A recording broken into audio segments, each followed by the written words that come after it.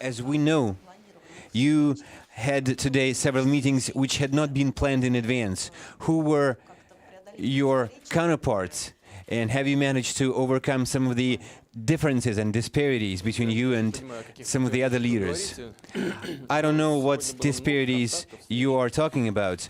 Today, I had a lot of meetings, practically with every participant of today's activities.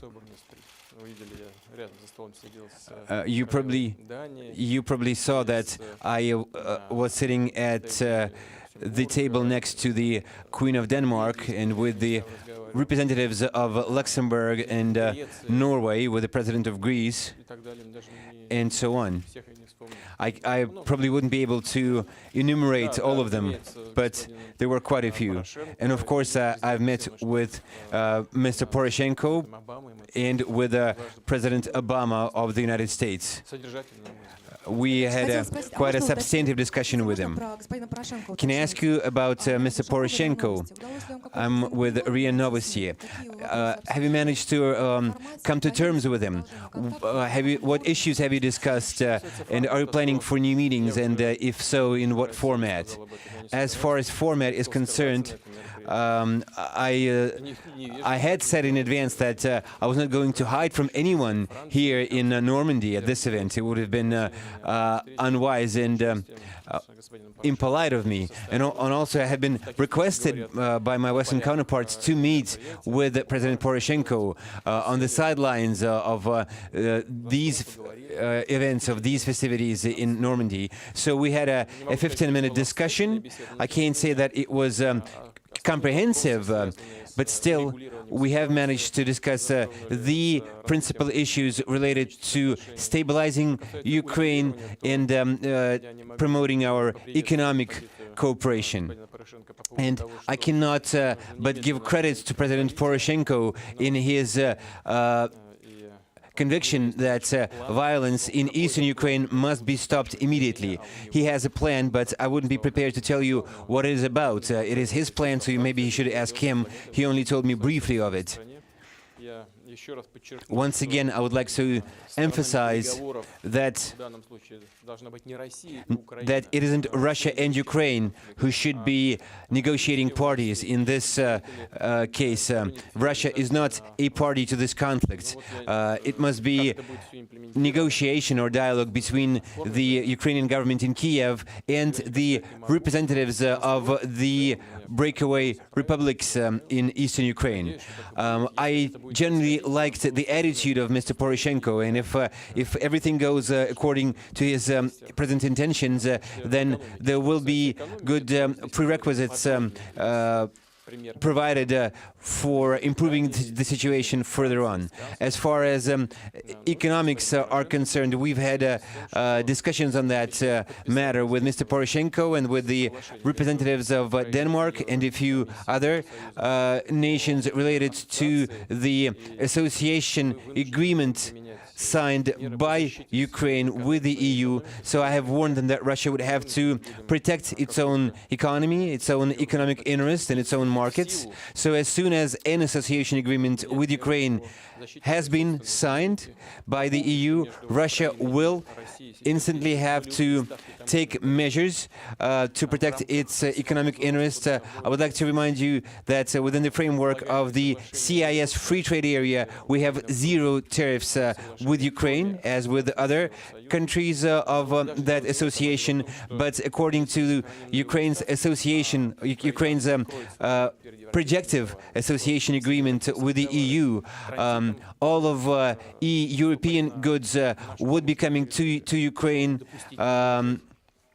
barrier-free, and from there on they would be coming to Russia toll-free, which is unacceptable to us, and we do not have that kind of arrangements with Europe.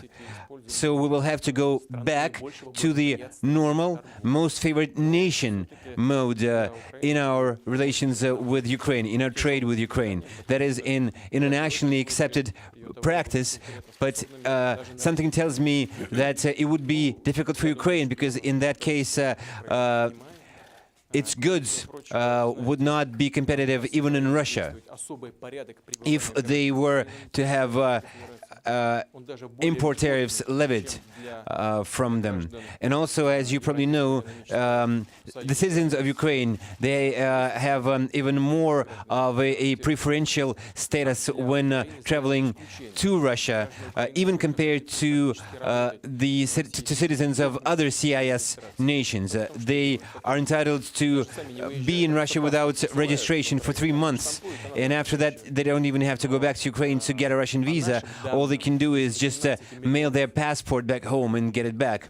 But according to our information, some 5 to 6 million Ukrainians work in Russia. That is a lot of people, and we'll have to think about how we should regulate this area of exchange between Russia and Ukraine. So there are quite a few issues that demand some very serious thinking. I hope that we will be able to restore some kind of contact and communication with the European Commission. So far, well, we previously had agreed about consultations with the EU, but so far we've had none. And I've pointed to that to the British Prime Minister, Mr. Cameron. We have shown some initiative in this regard, but so far we have seen no progress. Otherwise, we've discussed a lot of things with my counterparts here comprehensively, and we'll see how the situation will develop. President Putin, now that you've had this meeting with President Poroshenko, you've met President Obama, how likely is a ceasefire in Ukraine? What can you and will you do to achieve a ceasefire there? And how quickly do you think a ceasefire can be achieved? Я думаю, что это нужно сделать немедленно. I think that must be done immediately. The punitive operation in eastern Ukraine must be halted and stopped instantly. That is the only prerequisite for launching a negotiation between the government in Kiev and the proponents of a federation in Ukraine. So far, those people have not been offered anything by anyone from Kiev, and those people have no idea right now what kind of life the future holds for them, what Ukraine's future constitution might look like. This has not been as much as discussed in advance. There were conversations among the participants of Ukraine's presidential race in the run-up to the election within the framework of televised debates. But none of the representatives of Eastern Ukraine had been invited to those debates. The presidential race in Ukraine is over, and so is the presidential election. Now we have to get down to substantive work, as diplomats say, people-to-people work. Можно последний вопрос? Can I ask you one final question? Владимир Владимирович, один вопрос можно? How likely, what are the odds that a ceasefire can be achieved in Ukraine? Настолько вероятно, что можно добиться прекращения огня после достаточно важной встречи, которая сегодня состоялась? Я думаю, что это добрая воля. This should depend upon the goodwill or statesman wisdom that the Ukrainian government should display. To that end, the punitive operation in eastern Ukraine must be immediately stopped, and a ceasefire must be immediately announced. That is the only prerequisite for launching a negotiation. That is the only way. If right sector has been participating in the hostilities, and that is an insurgent group, if they have their own fighters, if they can actually commit Ukrainian military servicemen to a shooting squad for refusing to shoot upon their own compatriots, or if they execute wounded enemy troops, wounded captives. You know, what kind of negotiation can be launched in this kind of this situation? And I told my counterparts that a lot of things need to be investigated in Ukraine, including the massacre in Odessa. I would also like to ask you about a domestic issue in Russia. I asked you about it once during your hotline in Russia. You commented on that situation.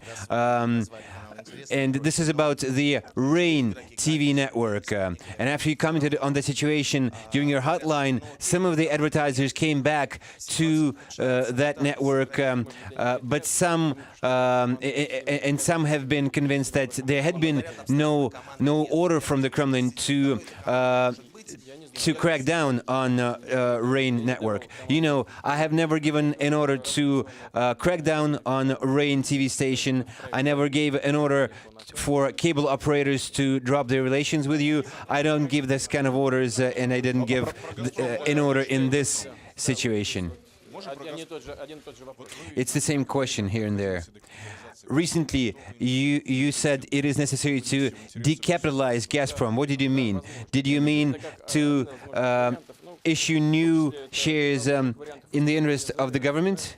Well, yes, it is one of the options for using that. It is a no-lose option for investing money. It is not the only option, just one of them. But of course, a long-term contract for 20 years by Gazprom will attract money from the market easily. And besides, we have an arrangement with our Chinese partners for a prepayment, in essence. And that would make this project much cheaper. But actually, there are many options, including decapitalization. No, we did not discuss gas prices with President Poroshenko, but I know that Gazprom and their Ukrainian counterparts are now very close to some final agreement. I don't rule out the possibility of doing a favor for our Ukrainian partners and making some concessions, of course, provided that they settle their old arrears to Gazprom. And of course, there is something that our Western partners should also keep in mind. The risk of non-payments from Ukraine is still very significant. And if somebody thinks that you can resolve that issue by reverse supplies of gas, that will not resolve it. Because if we see that somebody is not paying us enough, we will just reduce the volumes of gas shipped. So they won't be able to siphon it off. And also, the risk of non-payments is still high. And if Ukraine welches on those payments to us, the debt will fall on Europe. We know that Russia possesses huge resources, and we're ready to work constructively with our partners. And actually, throughout the previous months, we could easily cut gas supplies to Ukraine and transit to the mode of prepayments for gas. But we didn't do that because we were always hoping to come to terms with Ukraine. And also, I would like to say that the European Commission and Mr. Oettinger, who heads its energy wing, have played a very constructive role. I would like to repeat that I hope that very soon those negotiations will be successfully completed.